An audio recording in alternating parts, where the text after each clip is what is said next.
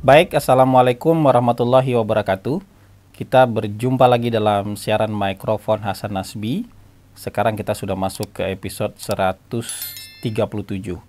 Saya minta maaf ya, minggu kemarin kita hanya satu kali siaran.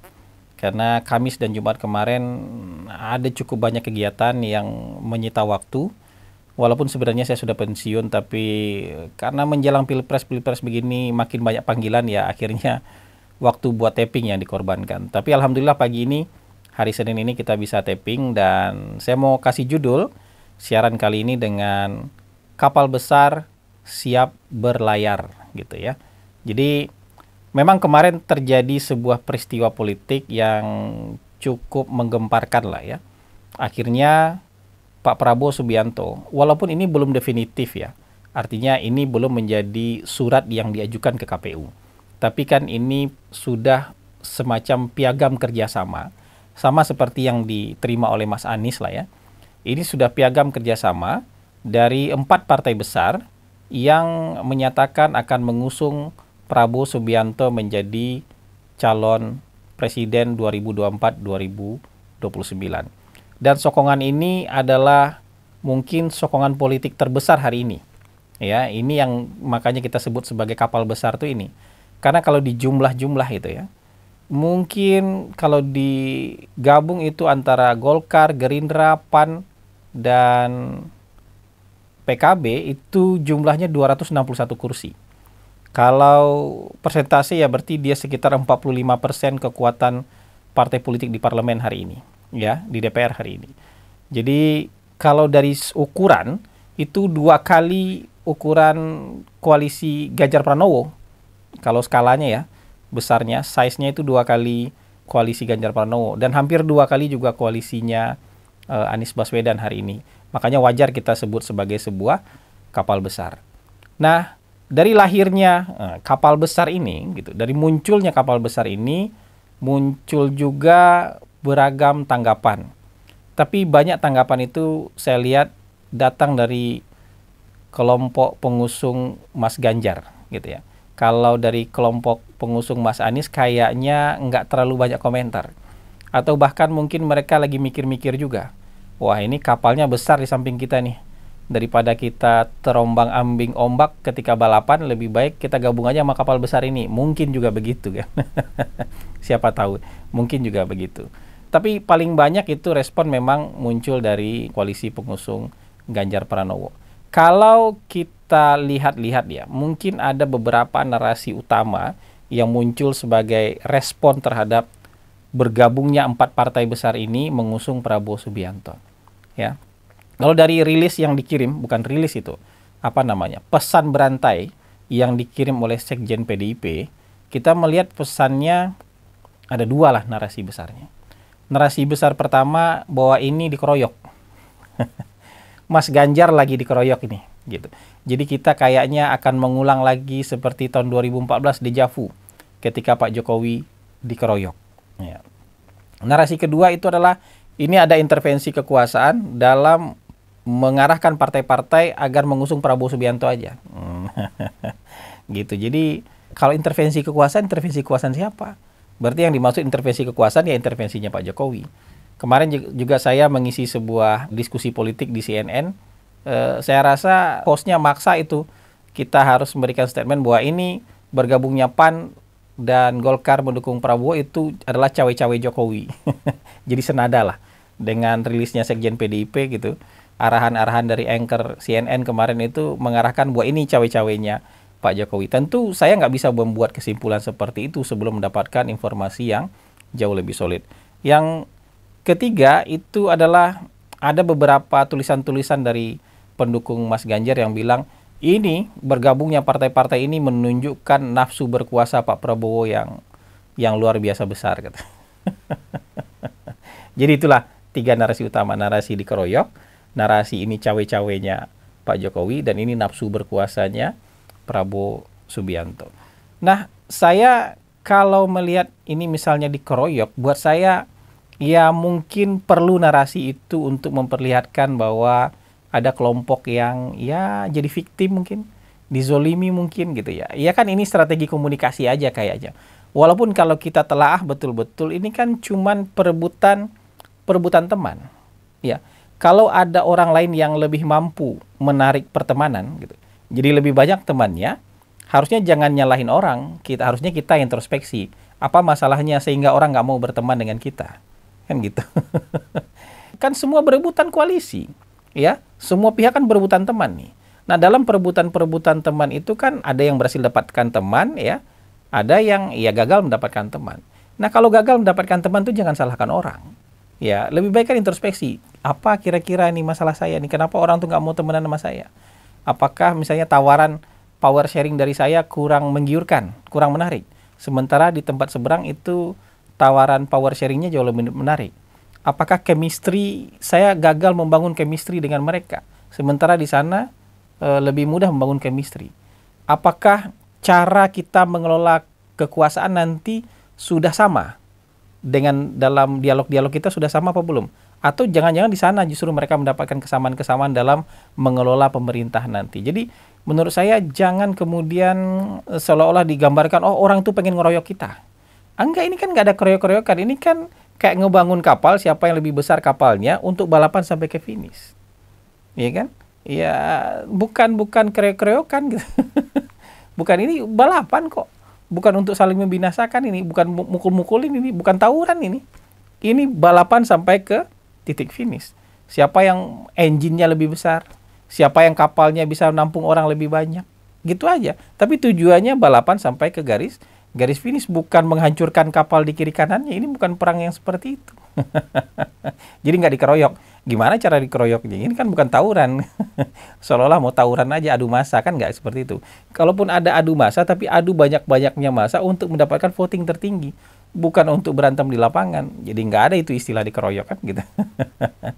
Yang kedua, kalau ini cawe-cawe Pak Jokowi, saya hanya yakin ini intervensi Pak Jokowi kalau nanti wakilnya Pak Prabowo itu Gibran. Kalau itu kelihatan itu, wah ini intervensinya Pak Jokowi misalnya. Kenapa? Karena ya Pak Jokowi kan nggak mungkin kemudian bilang, oh saya mendukung semuanya. Walaupun di sini ada anak saya, tapi saya mendukung semuanya, kan nggak mungkin. Berarti kan di sini Pak Jokowi akan menaruh seluruh perhatian, badan, dan tenaganya untuk di sini. Karena di sini anak kandungnya yang hadir sebagai calon wakil gitu. Jadi kayak begitu kira-kira. Tapi kalau wakilnya Pak Prabowo nanti bukan Mas Gibran, ya Pak Jokowi akan kasih blessing kedua-duanya tetap. Kasih blessing ke Mas Ganjar supaya maju dan menang, kasih blessing ke Pak Prabowo supaya maju dan menang. Akan seperti itu menurut saya. Jadi kesimpulan cawe-cawe itu bisa saja logis, tapi mungkin terlalu suuzon. Kalau Pak Jokowi kita kenal gayanya kan pasti dia nanya aja, Anda nyamannya sama siapa? Kalau bilang nyamannya sama Ganjar, ya silahkan sama Ganjar, dapat blessing. Kalau yang ini bilangnya nyamannya sama Prabowo Subianto, ya dia akan ke Prabowo Subianto dan dapat blessing. Kan itu juga yang terjadi sama relawan-relawan. Kalau relawan-relawan yang hari ini merasa mendapatkan perintah dari Pak Jokowi untuk ke Ganjar, itu kan juga pasti ditanya sama Pak Jokowi. Coba jujur aja. Misalnya, Anda nyamannya sama siapa? Oh, kami nyamannya sama Mas Ganjar. Oh ya udah, silakan bantu Mas Ganjar. Kemudian menangkan Mas Ganjar. Kemudian walaupun di luar kalian klaim misalnya, ya kami dapat perintah Pak Jokowi untuk menangkan Ganjar. Tapi saya yakin gayanya Pak Jokowi, bahkan di belakang layar sekalipun, itu bukan mengarahkan, bukan memerintah. Tapi menanyakan kalian nyamannya sama siapa. Begitu juga akhirnya relawan-relawan lain yang misalnya tanya kalian nyamannya sama siapa, sama Prabowo. Ya udah, kalau gitu kalian sama Prabowo. Jadi menurut saya boleh saja curiga ada intervensi, ada cawe-cawe Pak Jokowi. Tapi kalau nggak nyaman, saya rasa partai-partai ini juga nggak berani kemudian mengorbankan masa depan partai mereka. Ya, mengorbankan partai yang mungkin umurnya jauh lebih panjang daripada umur kepresidenan Pak Jokowi.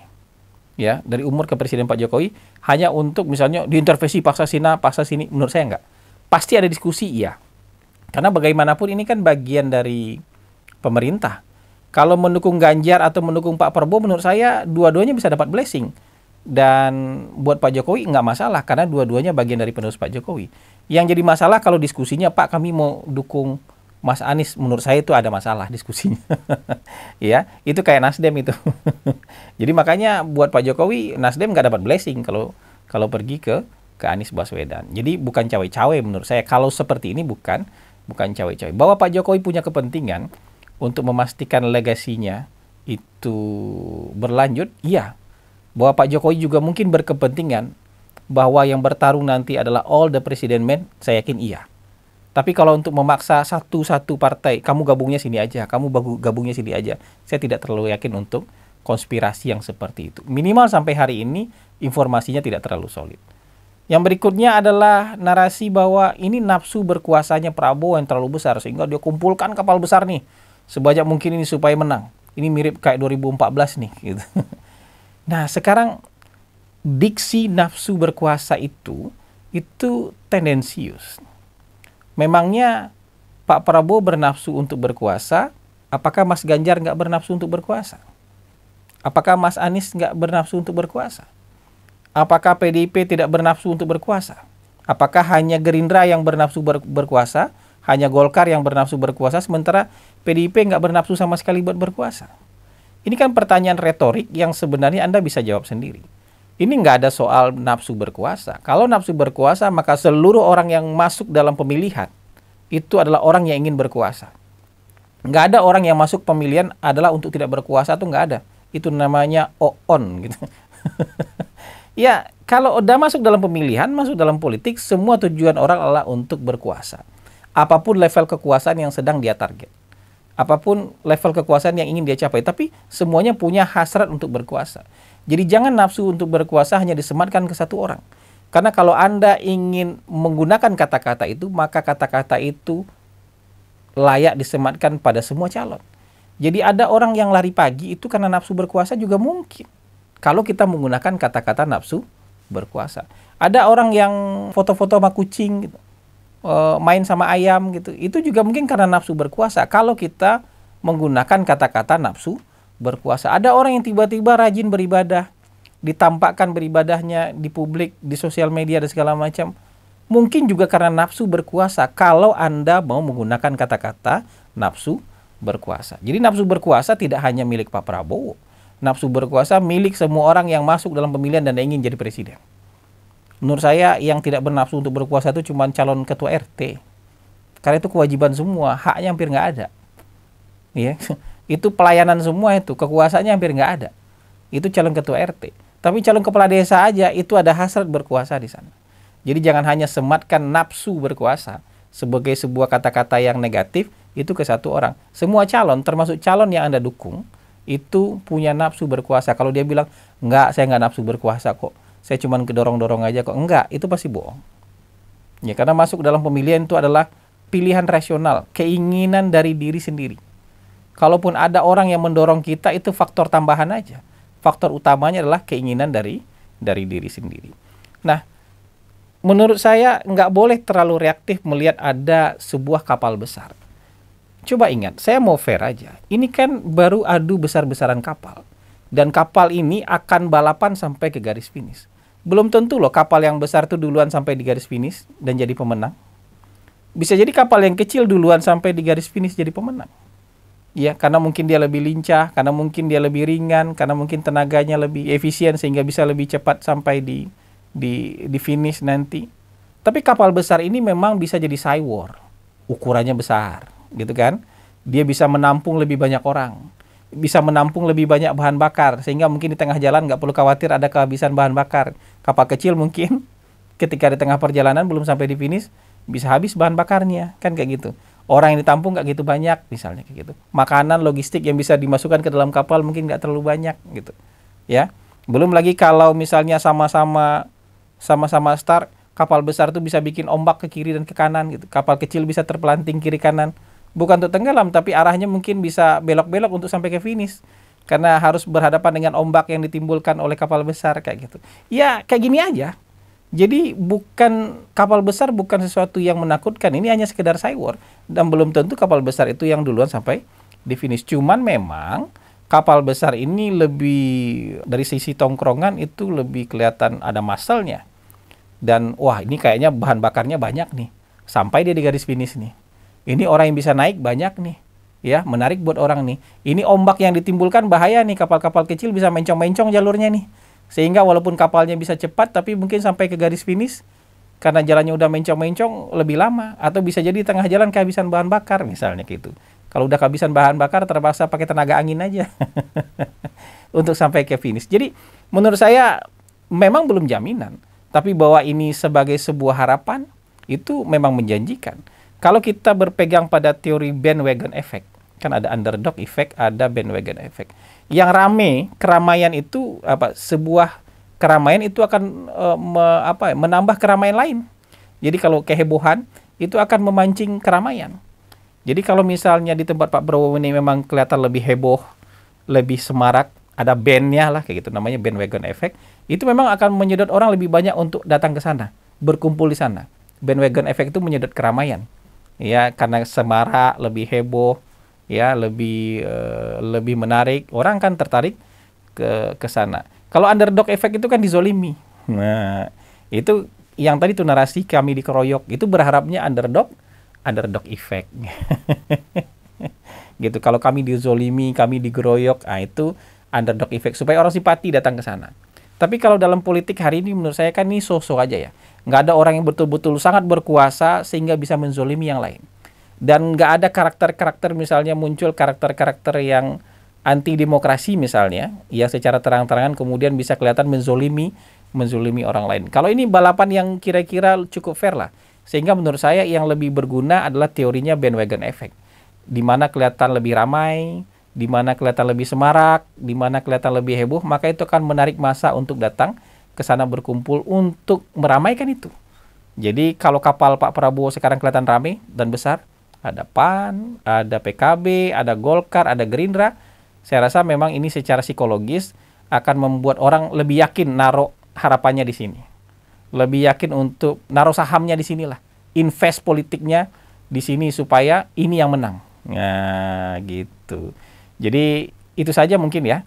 Kapal besar ini sudah siap berlayar, kapal-kapal kecil di sebelahnya punya dua pilihan.